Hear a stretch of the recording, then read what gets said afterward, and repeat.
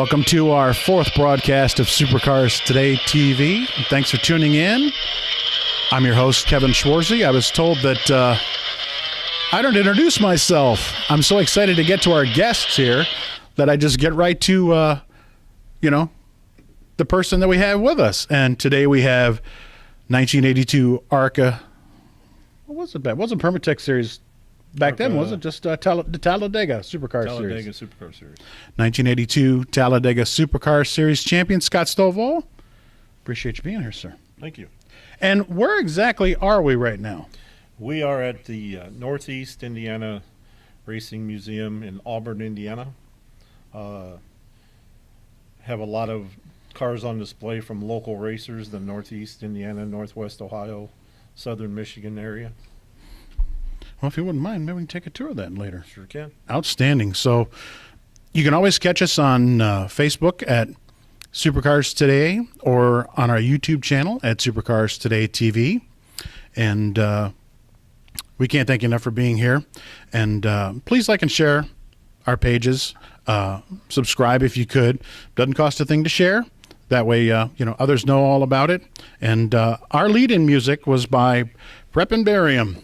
And we can't thank Kyle Harvey Jr. enough. His group, Prep and Barium. Check them out on their YouTube page, spelled just like you see it here. And the song is Prep and Barium. It's kind of a play on words. And on some weekends, you'll see Kyle on pit road working for the Venturinis. And as you could hear the music, it's kind of speed metal. You know him by the long hair and the tattoos. But we thank you, Kyle. And we appreciate the music. And excuse me, one of the most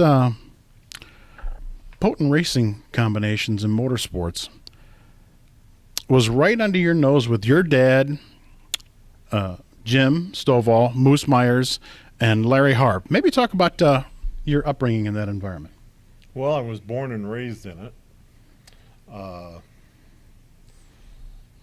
I guess one day it was just meant to be for me to be behind a wheel. Went to races as far back as I can remember, traveling around, going to races, watching Moose race.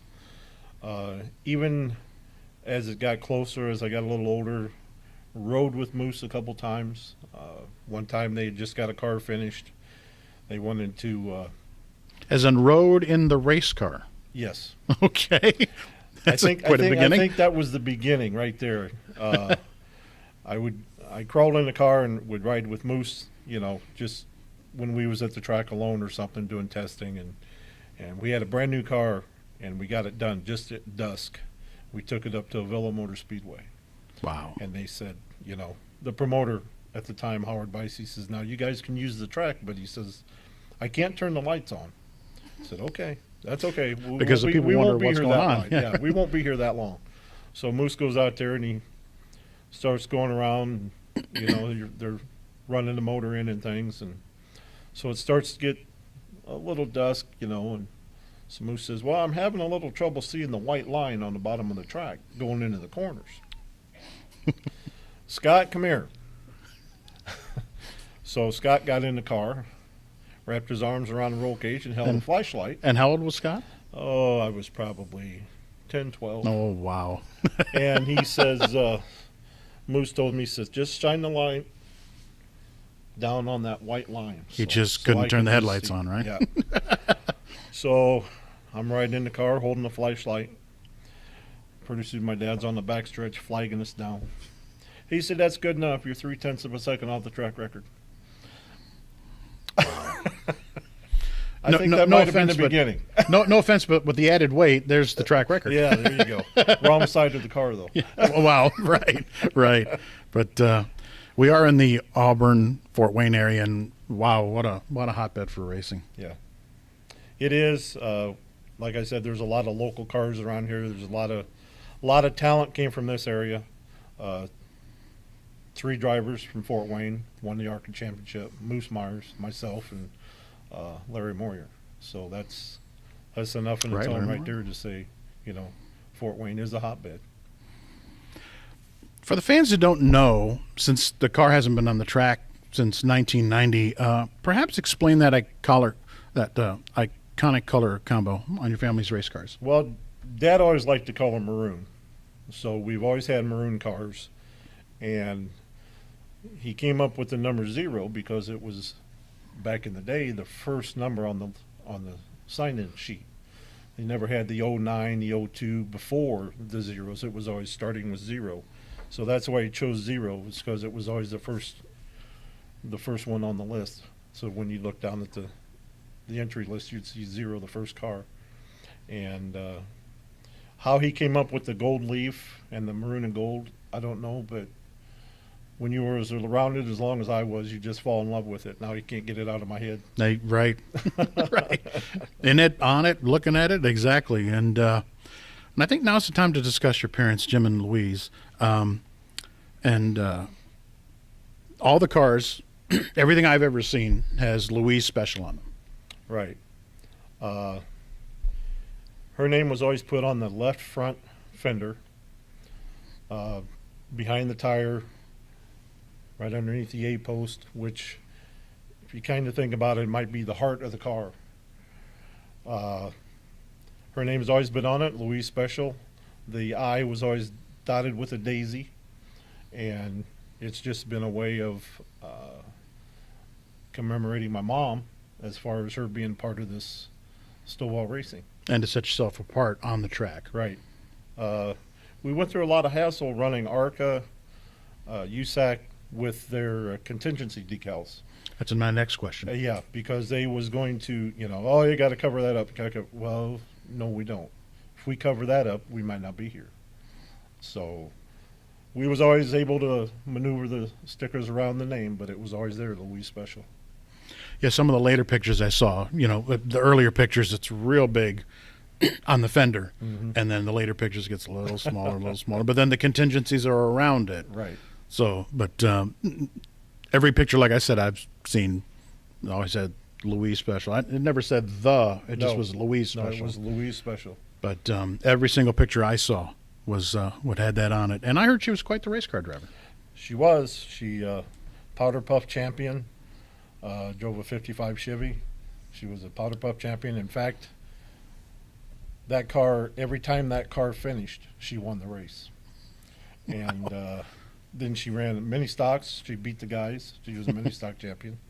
So somehow or another, I got some blood in me to turn the wheel.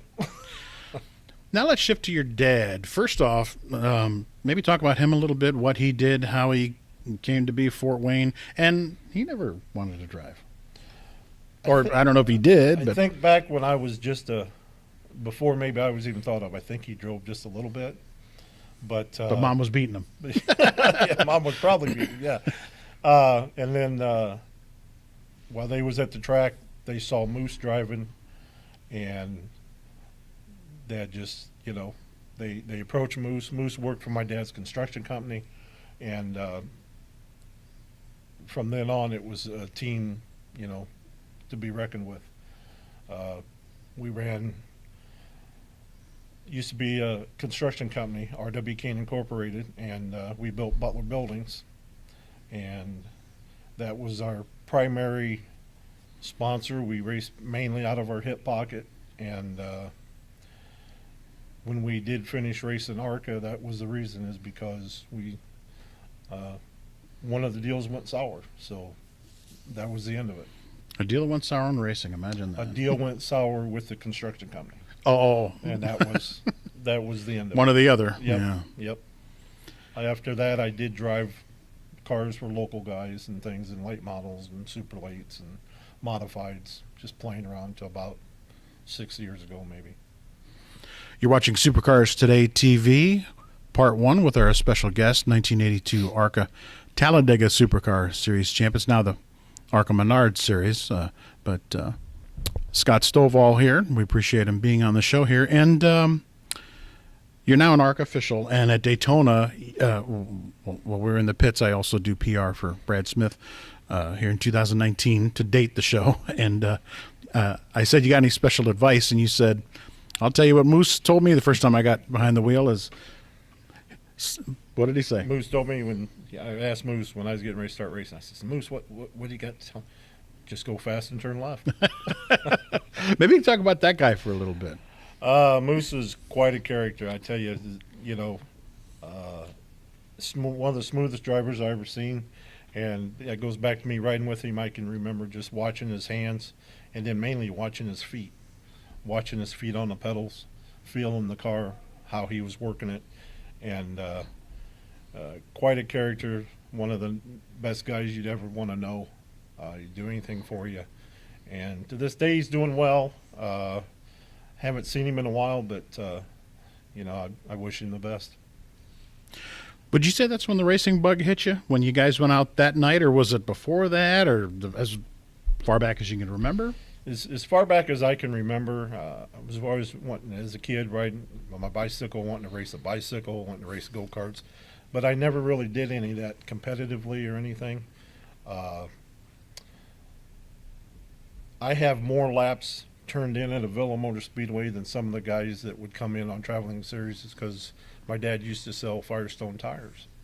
And after the races were over, while everybody was standing around having a good time, I'd keep bugging him, tugging on his shirt. Dad, let me drive the van. Let me drive the van. So he'd let me go out and drive that van. It was like a 40 Econoline van, early 70s. Wow. I'd go out and drive it around the track after the races. Then he'd flag me in. Years later, I found out why he flagged me in.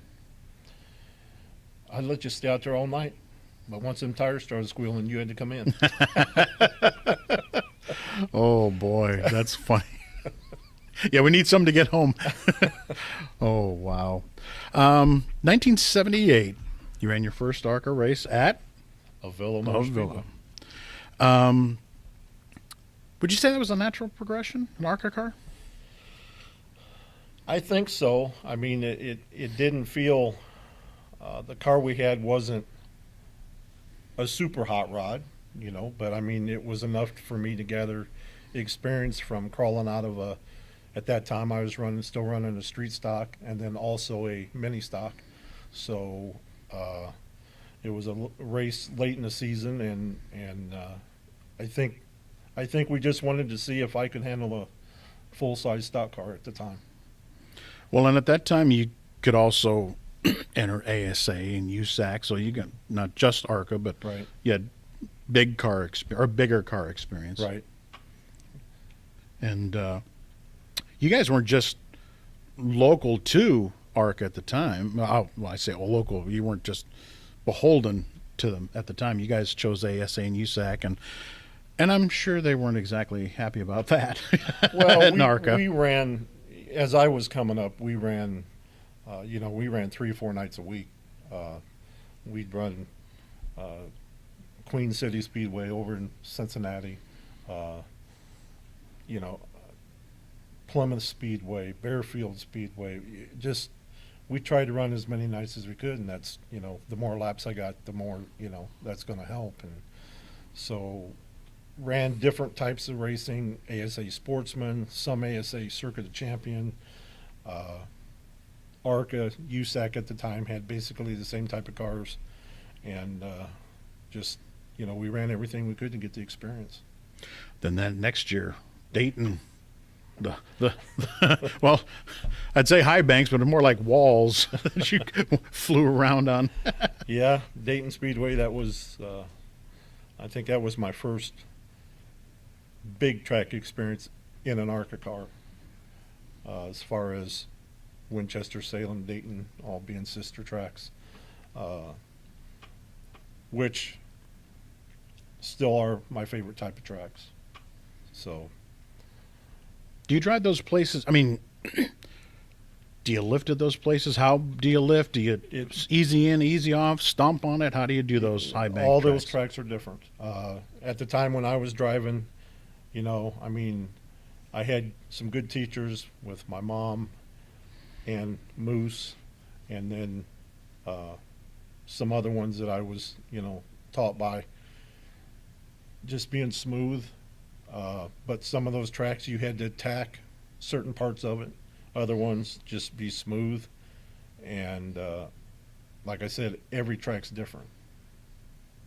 It also depends on which kind of car you're in. ASA type car, ARCA car, they're all just, you got to determine the type of car you have, the type of horsepower you have, how you're going to drive the car.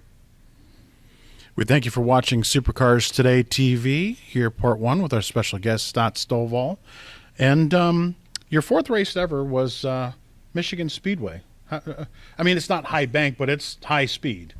Yeah, it was. That was in a Chevelle ARCA car, and I was young enough, just going out there and having fun. I mean, I thought I had the world by the hand, and I was going to go out there and I was going to show everybody, and I learned a few lessons. I ended up doing half spins. Don't know how I saved it. Of course, I didn't save it. The car just saved itself. But went down through the grass a couple times, and a very big learning experience. And them guys said, "Where you at? Where you at?" And then I come down pit road with grass flying out from underneath the car, just out mowing the grass. Then the next one was Talladega. Wow. Yeah. A villa to Talladega. Yeah. And only, what, a year and a half? Yeah. Well, I went the first time I was on a speedway like that, I can remember I was out there, and I really thought I was going somewhere. And then my crew chief, Larry Harp, he'd say, "How's it going?" "Great." "Are you wide open?" "Are you crazy?" At the time, not realizing, that that's what you do there. So once you go out there and you do that. Because he could see it when he... Yeah. So it's nothing else like it. Holding it wide open? Holding it wide open. Car just sits there.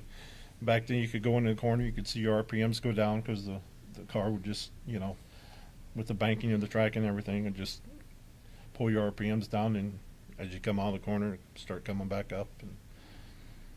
But what you had is what you had. Speaking of what you had, you were the 1980 ARCA Rookie of the Year.